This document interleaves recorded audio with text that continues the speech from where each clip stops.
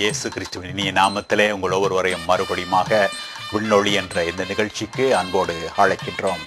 எப்படி இருக்கிறீர்கள் அன்பு சகோதர சகோதரிகளை? மீண்டும் உங்களை சந்திப்பதிலே மிகுந்த மகிழ்ச்சி.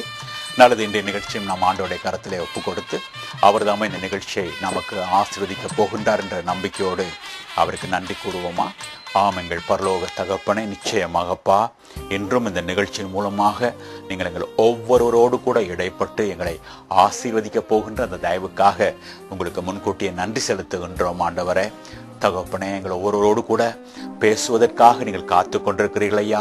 குறிப்பாக பரம தகப்பனே, இன்றைக்கு எங்களுக்கு எவ்விதமான ஆலோசனைகள் தேவையோ அப்படிப்பட்ட ஆலோசனைகளை கொடுத்து எங்களை வழி நடத்த நீங்கள் காத்து கொண்டிருக்கிறபடியால் உங்களுக்கு நாங்கள் நன்றி செலுத்துகின்றோம். குறிப்பாக பரம தகப்பனே, இன்றைக்கு கூட இந்த நிகழ்ச்சியிலே கலந்து கொண்டிருக்கின்ற அடியார்களில் யாருக்காவது பரம தகப்பனே அப்பா உங்களுடைய கிருபை அதிகமாக தேவைப்படுகின்ற வேளையிலே ராஜா, நீங்கள் அவர்களோடு கூட நிச்சயமாக இடைப்பட போகிறீர்கள். ஏனென்றால் அவருடைய தேவைகள் என்னவென்று இருக்கின்ற பிரகாரமாகவே நீங்கள் அறிந்திருக்கின்றீர்கள் பரம தகப்பனே. ஆகவே அவர்களுக்கு ஏற்ற ஆலோசனைகளை சொல்லி வழி நடத்த நீங்கள் வல்லவராக இருக்கிறபடியால் உங்களுக்கு நாங்கள் நன்றி செலுத்துகின்றோம் ஐயா. இப்படியாக இந்த நிகழ்ச்சி ஒரு ஆசீர்வாதமான நிகழ்ச்சியாக காணப்பட போகின்ற தயவுக்காக உங்களுக்கு நன்றி கூறி எல்லாவற்றையும் உங்களுடைய கரங்களிலே ஒப்பு கொடுத்து எங்களுடைய ஆண்டவராகிய இயேசுவின் நாமத்திலேயே எல்லாவற்றையும் கேட்டு நிற்கிறோம் எங்கள் நல்ல பரம தகப்பனே. ஆமேன், ஆமேன். ஆமன்பு சகோதர சகோதரிகளே, நிச்சயமாக இன்றைய நிகழ்ச்சி கூடாகவும் நாம் ஆசீர்வதிக்கப்பட போகின்றோம் என்பதிலே சந்தேகமே இல்லை. ஆகவே ஒரு பாடலோடு இந்த நிகழ்ச்சியை நாம் தொடருவோமா?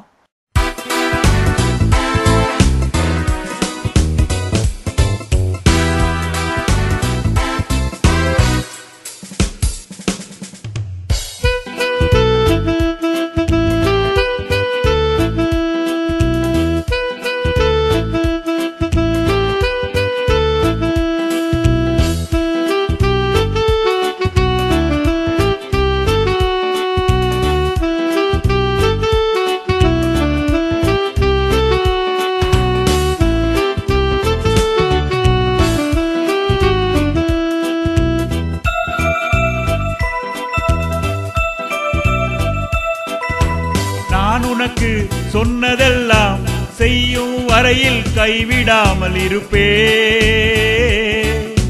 நீ போகும் இடத்திலெல்லாம் உன்னோடு கூட நான் இருப்பே.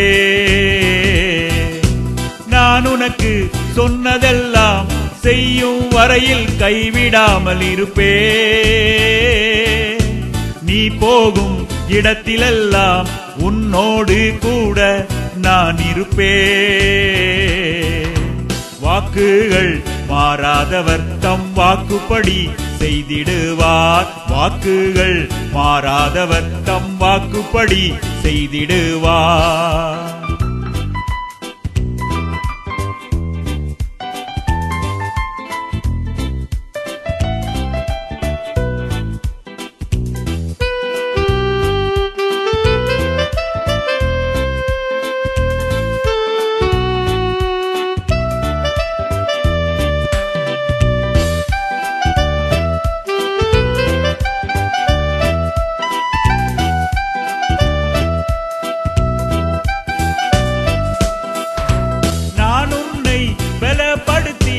உனக்கு என்றும் உதவி செய்திடுவே.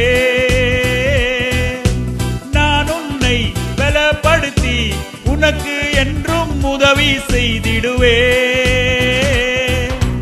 எனது நீதியின் வலது கரத்தால் உன்னை என்றும் நான் தாங்கிடுவே.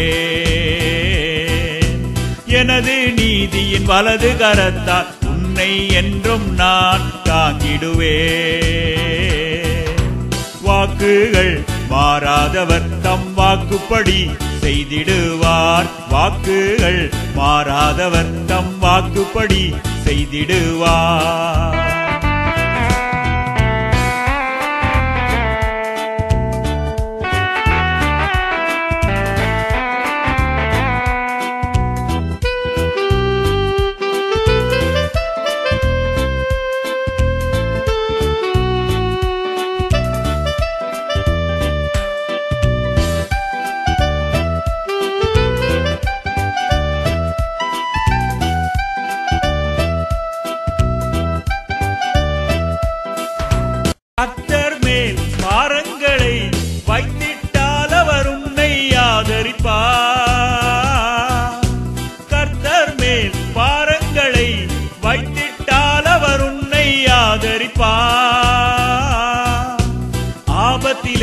அவரை நோக்கி கூப்பிட்டால் அவர் உன்னை விடுவிப்பார். ஆபத்திலே அவரை நோக்கி கூப்பிட்டால் அவர் உன்னை விடுவிப்பார். வாக்குகள் மாறாதவர் தம் வாக்குப்படி செய்திடுவார். வாக்குகள் மாறாதவர் தம் வாக்குப்படி செய்திடுவார். நான் உனக்கு சொன்னதெல்லாம் செய்யும் வரையில் கைவிடாமல் இருப்பே. நீ போகும் இடத்திலெல்லாம் உன்னோடு கூட நான் இருப்பேன். வாக்குகள் மாறாதவர் தம் வாக்குப்படி செய்திடுவார். வாக்குகள் மாறாதவர் தம் வாக்குப்படி செய்திடுவார். ஆமன்பு சகோதர சகோதரிகளே, நிச்சயமாக வாக்கு கொடுத்த ஆண்டவர் உண்மையுள்ளவராயிருக்கிறார். ஆகவே தம்முடைய வாக்குப்படியே நம்மை நடத்த வல்லவராயிருக்கின்றார். கடந்த வாரம் கூட நாம் 121ஆம் சங்கீதத்திலிருந்து சில காரியங்களை நாம் தியானித்தோம் அல்லவா? எப்படியாக நம்முடைய ஆண்டவர் நம்மை காக்கின்ற ஒரு தேவனாக இருக்கின்றார், அந்த உதவி எப்பொழுது நமக்கு உண்டு என்று சொல்லி ஒரு காரியத்தை நாம் பார்க்க ஆரம்பித்தோம். ஆகவே அதனுடைய 2வது பகுதியை இன்று நாம் பார்க்க போகின்றோம். குறிப்பாக அந்த சங்கீதத்துக்கூடாக நாம் கற்றுக்கொண்ட ஒரு பாடம் என்ன தெரியுமா? ஆமாம், 2வது வசனத்திலே வானத்தையும் பூமியையும் உண்டாக்கின கர்த்தரிடத்திலிருந்து நமக்கு உதவி வரும் என்பதுதான். ஆமன்பு சகோதர சகோதரிகளே, ஏன் தெரியுமா அப்படியாக அவர் தன்னை அறிமுகப்படுத்த விரும்புகின்றார்?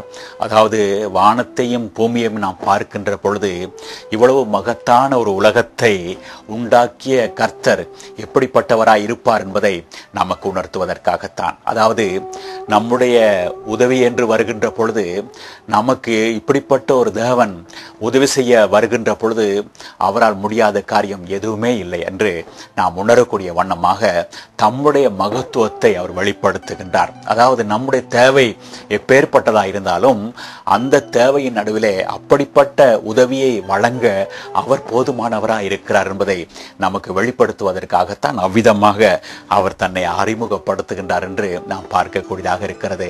ஆகினாலே அன்பு சகோதர சகோதரிகளே, இன்று ஒருவேளை உங்களுடைய தேவைகள் எப்படிப்பட்டதா இருந்தாலும், அது எப்பேற்பட்ட உதவியாய் இருந்தாலும் அதை அவர் செய்ய வல்லவராக இருக்கின்றார் என்பதை நமக்கு வெளிப்படுத்தி இருக்கின்றார். ஆகவே அந்த சங்கீதத்திலே தொடர்ந்து அவருடைய ஆலோசனை என்ன என்று நாம் பார்ப்போமா?